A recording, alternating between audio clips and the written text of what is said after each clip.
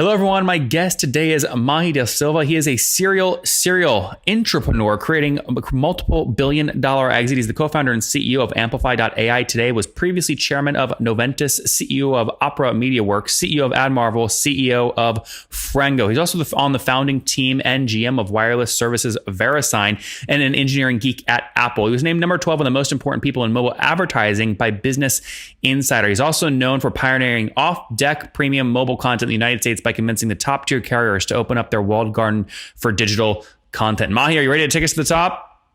Sure. That's a loaded bio, man. Holy mackerel. Woo!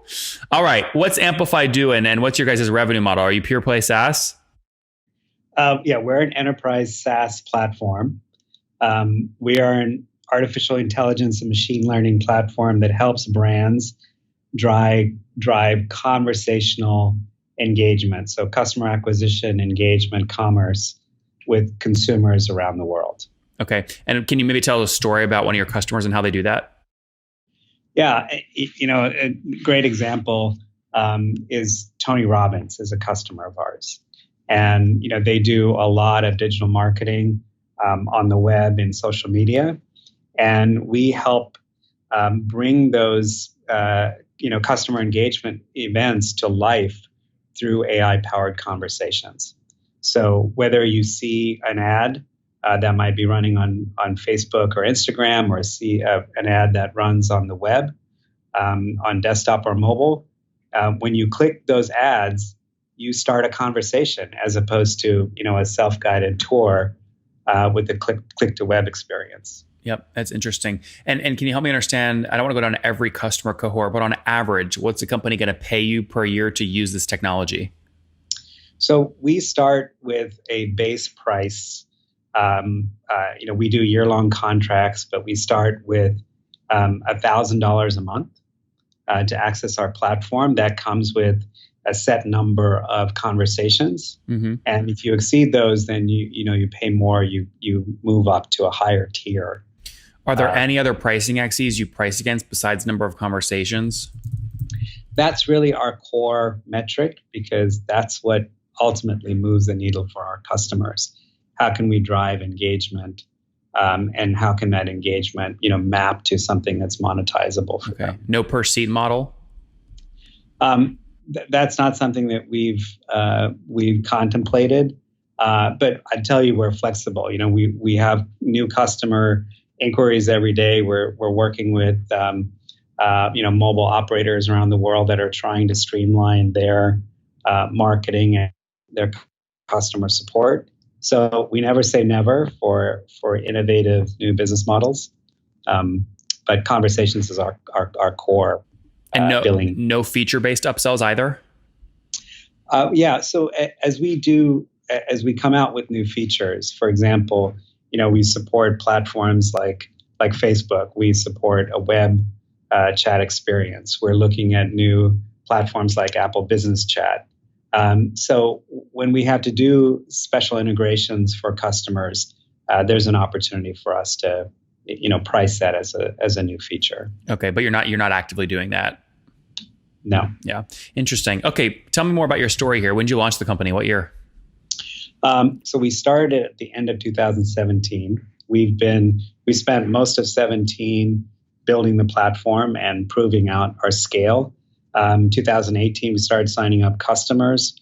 Here we are in the middle of May. We've driven more than 2.9 billion interactions with consumers for our brands. Does that mean a conversation, or does that include impressions? Yeah, no, this is all conversation based. And we have attracted more than 195 million consumers onto our platform. And across how many companies using you have these 2.9 billion conversations happened across? Let's call it about 130 big brands around the world. Okay. So let me repeat that back to you to make sure I get it right. 130 customers use you. By using you, they've driven over 195 million engagements with consumers, and those engagements have totaled over 2.9 billion total conversations over the past 12 months. That's right. That was pretty good. Am I hired? you're hiring. All right. So 130 customers. Take me back to like the glory days. So the first paying customer, how'd you land them? Yeah, the first paying customer, we were able to show them, we did a 30-day free trial. We were able to show them how we could leverage kind of their nascent activity on social media to bring those people into a more monetizable engagement. So, something as simple as a comment that you left on a Facebook post, being able to understand that comment, be able to turn that from a one-to-many experience, like a feed-based experience, into a messaging experience. So that first customer, today we've helped attract millions of new customers for them. This is a media company in Southeast Asia. And they're super happy with what we been able to do and continue to do for them. So what would a media company in Southeast Asia, why would they want to pull a conversation on Facebook into a one-to-one chat when usually a media's revenue model is based on advertiser spend, not one-to-one conversations with consumers? Yeah. So think about, whether it's a media company here or, in Indonesia or Australia. If you go to, let's say, CBS Sports, and you're a new user, you're perusing their web experience, they're going to tell you very quickly, hey, sign up for my newsletter, which is an email blast of CBS Sports content that shows up in your inbox. Well, what we do is we don't sign up for a newsletter on email, but we can help push that media company's content to that consumer on the social messaging platform of choice for the consumer. So it could be WhatsApp or Facebook Messenger or Instagram or Apple Business Chat, Google, Android Messages. The consumer decides where they want to consume that content, and we help push that content to that consumer. Interesting. What's your team size today? How many people? We have about 25 people around the world. And we've got people, here in Silicon Valley, folks in Europe and Asia as well. Have you decided to raise or stay bootstrapped? So we raised a seed round back in 2017. That was led by a venture firm here in Palo Alto called Costanoa Ventures. And was that the only capital in? Yeah, we have some friends and family, angels as well. Yep. And so total capital in the company today is about how much? I think what we've raised so far is about a little over $3 million. Okay. And how did you know? I mean, a lot of founders struggle if they do want to go the VC route with coming up with how much to raise, especially at the start, right? So why was 3 million the right number for you? Yeah, the reason is that convertible note, and that was kind of the sweet spot, right? If you go for more, then VCs want to treat that as a price like a Series A round. So that 3 million was like a good number for a seed. Yeah, that's a pretty large convertible note, though. Yeah, I think that's maybe based on our experience and history. Yeah, no, fair enough. Churn's critical in any SaaS company. How do you think about your churn and getting it to a better place than where it's at today? Yeah, we have extremely low churn. We're looking at less than 1%. Annually or monthly? And forever, since the inception of the company, total. And the reason, just to be clear, is that logo churn or revenue churn? That's logo churn. Yeah. So what makes us sticky is that we are basically an AI investment a company makes. From day one, we start to amass huge amounts of data, preferences, profiles for these consumers that interact with that brand. And no brand wants to just turn that off. So, we deliver a lot of value, and that value has natural stickiness inside of an enterprise. Is revenue churn about the same, less than 1% annually? Yeah. And again, because we start at such a low price point and we scale based on the value that we deliver to the enterprise, we've had no instances where revenue's actually coming down on a per customer basis. Yeah, that's what I was going to ask you next. It sounds like you have an expansion machine in place. So what is that typically year on year? You're looking at 40% expansion, 20% more? I think today we're still in the nascent phase of really AI as a platform for enterprises. So we're looking at 25% growth on a per customer basis annually. But we've had some customers, grow over 100% because they're and some obviously are below that. They don't grow at all. Exactly. Yeah. So if you assume 1% churn and 25% expansion, that still puts obviously your net revenue retention at, call it 124-ish. It's still obviously a healthy place to be. Yeah. What's your current sales motion look like, right? So you told me about getting your first customer, your team of 25 today. Are there kind of SDRs and AEs and CS reps, or how are you getting new customers? Yeah, we're still a very small go-to-market team. We have 3 quota-carrying salespeople around the world that, between myself and those folks have been focused on bringing that, those customers in. We are in the process of hiring SDRs. We have a customer success organization. Are they quota-carrying as well, the CS folks? No, they're not. They're really focused on enablement. Yeah, but doesn't good enablement drive expansion revenue? Absolutely. But you don't give them an upside of that piece. We give them an upside in terms of incentive compensation, but it's not commission. It's not based. Yeah. Yeah. So what do you do? It's like a flat bonus fee if X amount of retention is hit? It's a variable, based on account value, account expansion, new feature adoption. Interesting. It's pretty dynamic. How aggressive are you being in terms of fully weighted CAC to get a new $12,000 a year account? I mean, will you spend the whole first year of ACV to acquire the customer? Typically not, right? A lot of this has been, what I would call sort of early stage founder selling.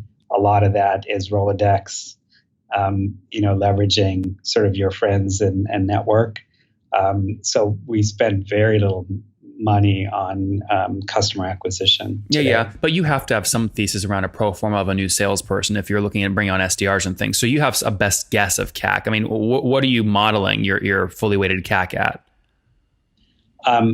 To be frank, we haven't done very good modeling around that, but we're certainly, willing to, spend somewhere in the order of 25% of ACV to go acquire a customer. Yeah, I mean that's not that aggressive at all for most people in B2B, especially venture funded B2B SaaS.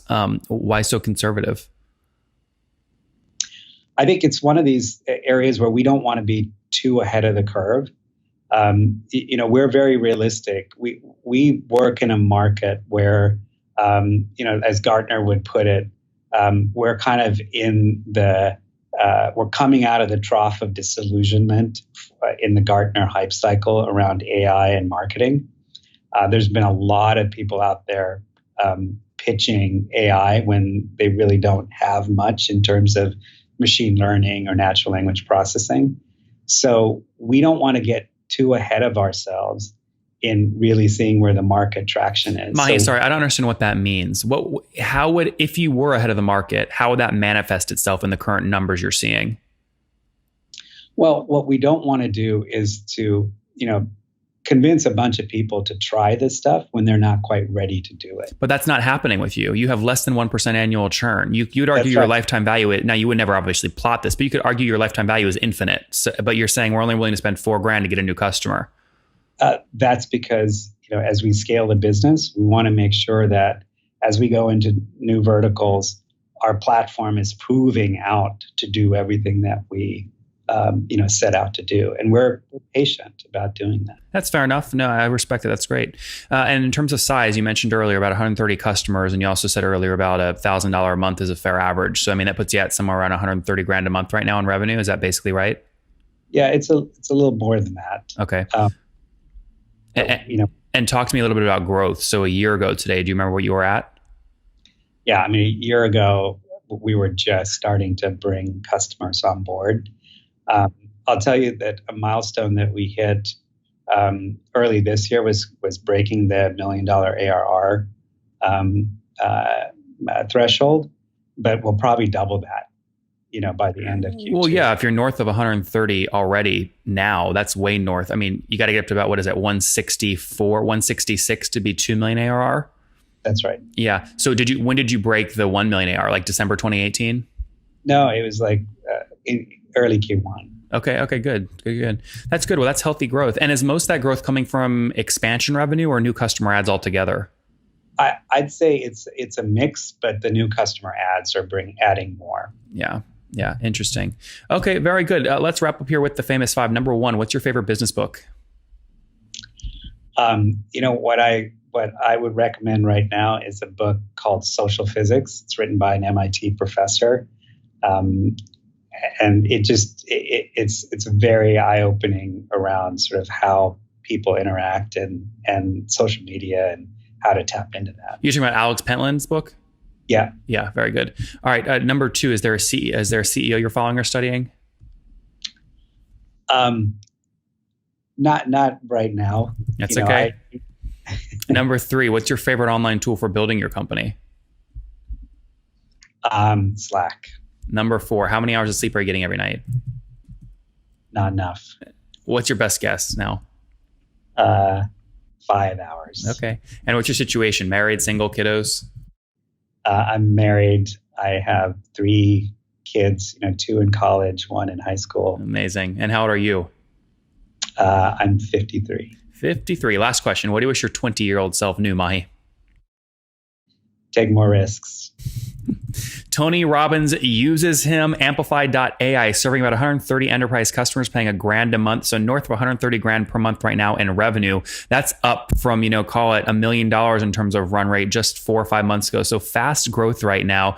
Churn less than 1% annually. Expansion north of 25%. So 124% net revenue retention. 25 people on Mahi's team. 3 million raised. They've generated 2.9 billion conversations for brands across 195 million of those brands customers. So healthy growth, and again, 130 brands using the platform. Mahi, thank you for taking us to the top.